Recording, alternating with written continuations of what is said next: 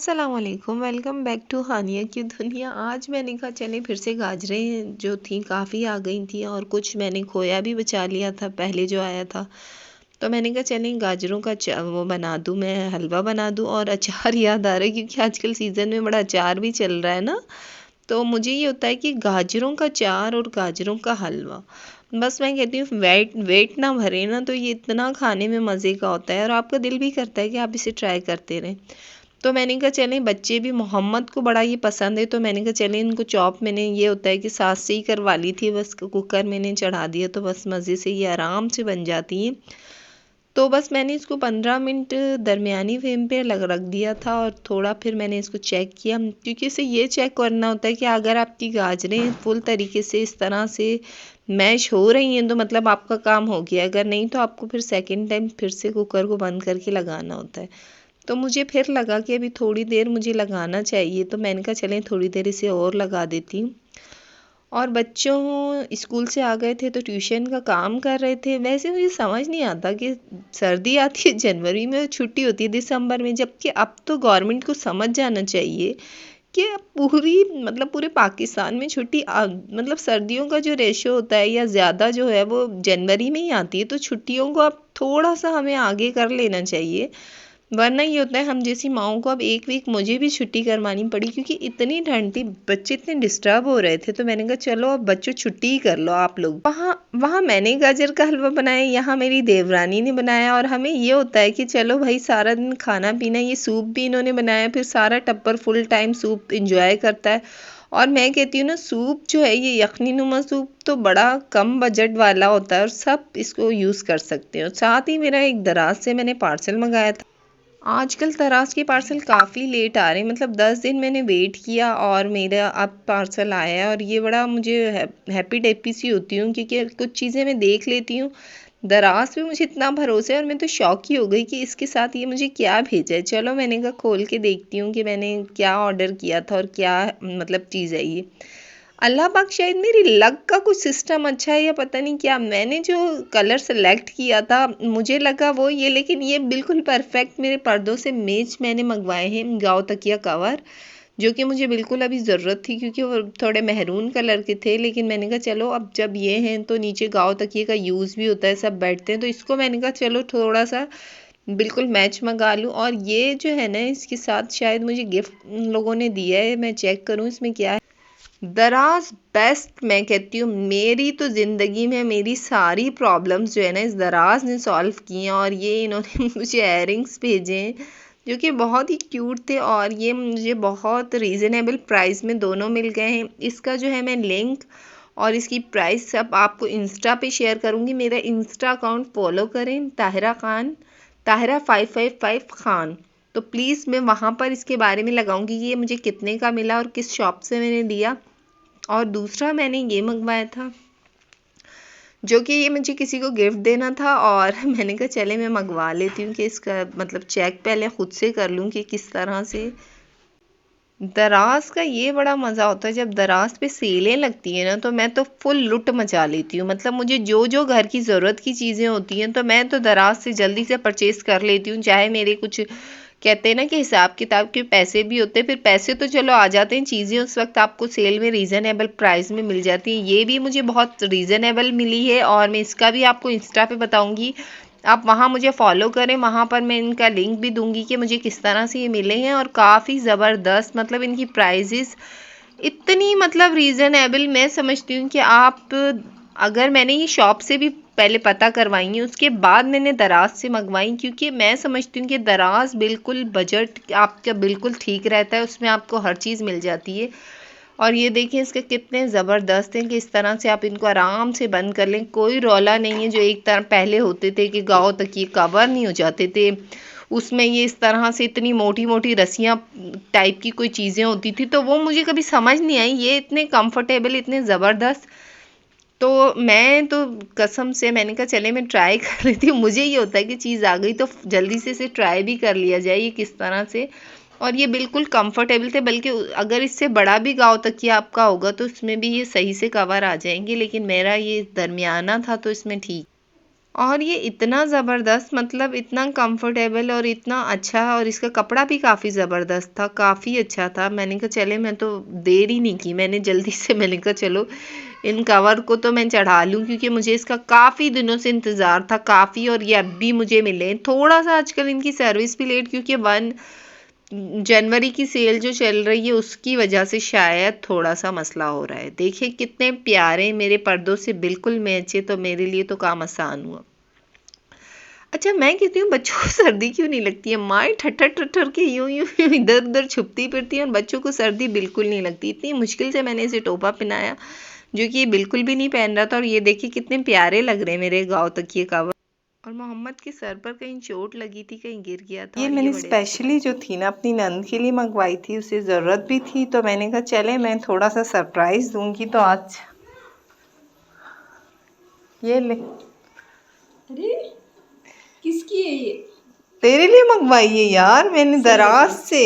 Serious? वाह, ये तो मुझे चाहिए थी। तो तभी तो मंगाई है। मैंने कहा चलो कुछ ऐसा गिफ्ट दूं जो थैंक यू। अच्छा भी लगे और मतलब यूज़ का भी हो। गिफ्ट हमेशा Thank you. ऐसे ही हों जो यूज़ के हों। अरे वाह।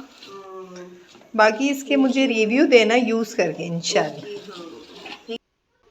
मेरी गाजरें काफ़ी गल गई थी, तो आज मैंने थोड़ा सा टेक्निक चेंज कर दी, और मैंने इसमें दूध डाल दिया। और मैंने कहा चलें अब इसको मैं इस तरह से इसमें ही भून लेती हूँ, और साथ में मैंने शक्कर वक्कर डाल के इसे रख दिया। ये काफ़ी हेल्दी होता है। अगर आप इसमें मीठे की क्वांटिटी कम रखें तो ड्राई फ्रूट वगैरह डाल के बच्चों को दें, तो बच्चे भी शौक से खा लेते हैं। और मतलब सर्दी की तमाम बच्चों, और अगर बड़ों को मोटे होने का डर ना हो, तो मैं यकीन करें सबसे ज़्यादा मैं कहती हूँ कि ये ऐसी चीज़ें तो मैं खाऊं, क्योंकि मीठा मतलब स्वीट लवर्स जो है ना, हम जैसे लोग, वो बड़े शौक से ही खाते। बस माशाल्लाह से इसी तरह से मैंने इसको भूनना शुरू कर दिया। तो मैंने कहा ये असल में मैंने बनाया था कि सुबह मेरी नंद ने कल जाना था, तो मैंने कहा चलें ये सुबह मैं नाश्ते में इनको सर्व करूँगी क्योंकि आज कुछ ये होता है ना कि कभी कहीं दावत होती, तो आज उनका खाना था कि इधर उनकी दावत थी, तो मैंने ही कहा चलें ये सुबह में मैं कर लूँगी। तो मैंने कहा ये रात में ही काम कर लिए जाते हैं ना, तो ये ज़्यादा सही होते हैं, वरना सुबह में इतना टाइम नहीं होता, और उन्हें सुबह जल्दी जाना था मतलब नाश्ते के बाद। तो मैंने रात में ही हलवा तकरीबन रेडी कर दी। अच्छा, सर्दियाँ बड़े मज़े की होती हैं, मतलब आप जितना भी अच्छा खाएं पिएं, कहीं भी बैठें कहीं भी उठें। ये तकरीबन मैंने भून लिया था, देखें इसकी शक्ल, इसका टेक्सचर कुछ इस टाइप का हो गया है। और इसको भून भान के ना, मतलब आपने इसके अंदर खोया वोया डाल दें, तो आपका जो है ना सारा बड़े मज़े का ये बन जाता है। और मैंने इसमें आखिर में खोया, और थोड़ा सा मैंने इसको, थोड़ा सा मुझे लगा इसमें शक्कर कम है, तो मैंने इसमें वो भी डाली, और थोड़ा मैंने ऊपर से देसी घी डाल दिया है। और मुझे लगता है कि देसी घी में ही ज़्यादा मज़े का बनता है, तो मैं थोड़ा देसी घी डालती हूँ। अगर आप ऑयल भी यूज़ करें तो ठीक है, लेकिन मुझे लगता है कि इस बहाने से थोड़ा थोड़ा सा अच्छे से खा लेते हैं इसको। देसी घी भी काफ़ी फ़ायदेमंद है सर्दियों में माशाल्लाह। और सर्दियों में मैं समझती हूँ ऐसी सब चीज़ें खानी चाहिए, लेकिन उसके साथ साथ आप कहवे का इस्तेमाल करें, और आप मतलब शहद का इस्तेमाल करें, क्योंकि हमारी बॉडी जो है काफ़ी वो हो जाती है कि हम हर चीज़ खाते हैं। तो कुछ ऐसी चीज़ों का भी इस्तेमाल रखें कि ताकि आप फिट एंड फाट रहें सिर्फ खा खा के आपने मोटा ना हो जाना है। तो बस ये है माशाल्लाह, आजकल जो है ना फुल टाइम खाना पीना कुछ इस तरह है। और मैंने इसको अच्छे से घुमा फिरा के इसमें मैंने अंडे भी ऐड कर लिए थे। तो अब जो है आखिरी मरहला था कि इसको मैंने भून के जो है ना मैंने इसको बस रेडी करने की आखिरी टच था। मैंने कहा चलें ये कर लूँगी, तो फिर मैं इसको फ्रीज़ कर दूँगी। मतलब फ्रीज़ ना भी करूँ तो मतलब किचन में आजकल हमारे यहाँ ना किचन में बिल्लियों का बड़ा डर होता है, बिल्लियाँ बहुत हो गई हैं, तो फिर मुझे इसे फ्रिज में ही रखना पड़ता है। तो माशाल्लाह से आजकल यही बड़ी रूटीन काफ़ी बिजी सी है। फिर माशाल्लाह सुबह हुई थी तो हम लोग उठे, इतनी ठंड थी ना, मतलब आज मेरी नन्द ने जाना था, तो थोड़ा हमने कहा चलें, मैंने और इन्होंने जो है ना इलेक्ट्रॉनिक चूल्हा जलाकर ही हाथ सेकना शुरू कर दिए। तो मैंने कहा चलें आज मैं अच्छा सा नाश्ता बना लूँगी, तो फिर ये करके ही इनका जाना होगा। तो मैंने हीटर के करीब जो है ना इसी पर ही मैंने कहा चलें आज मैं रखती हूँ। आज मैंने बनानी थी कलेजी, जो कि कलेजी की काफ़ी सारी मतलब तरीक़ों से कलेजी बनती है, लेकिन मुझे लगता है यही जो इसका तरीका है ना सबसे बेस्ट, और इसी में इसका अपना टेस्ट आता है। इस पर ज़्यादा तजुर्बे ना किए जाएँ तो बेहतर है। मैंने 2 से 3 अदद प्याज थे, उनको मतलब ठीक से इनको चॉप करके इसमें डाल दिया। और माशाल्लाह ये होता है कि जो मतलब बकरी की कलेजी में यहाँ यूज़ कर रही हूँ, वैसे तो आप मुर्गी की भी कर सकते हैं, लेकिन ये है कि मैं बकरी की यूज़ कर रही हूँ। इसमें मैंने अदरक लहसुन का पेस्ट है थोड़ा सा, वो 1 चम्मच, और उसका इस्तेमाल थोड़ा सा ज़्यादा रखें। मैंने ज़्यादा ब्राउन प्याज नहीं किए, दरमियानी ब्राउन किए। और इसके अंदर अब मैंने टमाटर ऐड करने, मैंने 3 से 4 अदर टमाटर थे वो इसमें ऐड किए। और इसका बड़े ये होता है कि मुझे वैसे पर्सनली कलेजी पसंद नहीं है तो मुझे बनाना भी नहीं पसंद, लेकिन आप जो है ना घर में जैसे कुछ गेस्ट वगैरह सबको अच्छी लगती है, तो मैंने कहा चलें इसमें मैंने कुटी हुई लाल मिर्ची डाली है और धनिया पाउडर डाल रही हूँ। और साथ में इसमें गरम मसाला, पिसा हुआ गरम मसाला भी ऐड करूँगी। मतलब थोड़ा सा आप इसमें पिसा हुआ गरम मसाला ऐड कर दें।